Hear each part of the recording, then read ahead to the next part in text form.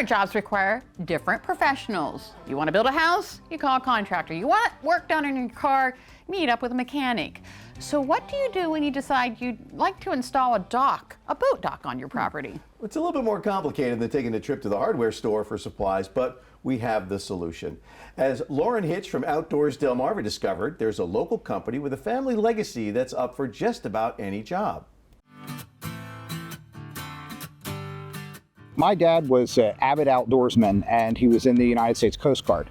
And while in the Coast Guard, one of his side jobs was working for a marine contractor rebuilding a Coast Guard station. So he got into the industry, was really passionate about it. So I've been in marine construction my entire life, literally from birth to now has been, what I've done.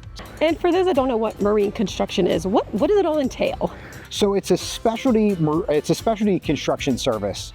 We work over the water. We work with the environment and the elements to build docks, bulkheads, marinas. We do riprap installation. We also do living shoreline. So we do some natural products and environmental enhancements. So we're an environmental company, but we're also a construction company. We just work over the water. Mostly it's piers and docks, and then bulkhead replacement. The state of Delaware is not big on new construction of bulkhead anymore, but we do bulkhead replacement, riprap revetment, which is just the large stone you see along the shoreline to prevent shoreline erosion. And then, we also install boat lifts. We do marina work. We do, commercial work with different clients that are, we do signage for utility companies. That's awesome. We do everything.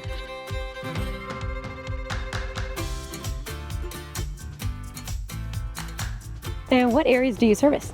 We are licensed in Delaware and Maryland. We're pre-licensed in Virginia. Yeah, all over the Delmarva Peninsula. We specialize in shallow water areas, limited access areas, non-tidal ponds. We have some specialty equipment that allows us to access those areas to complete construction projects.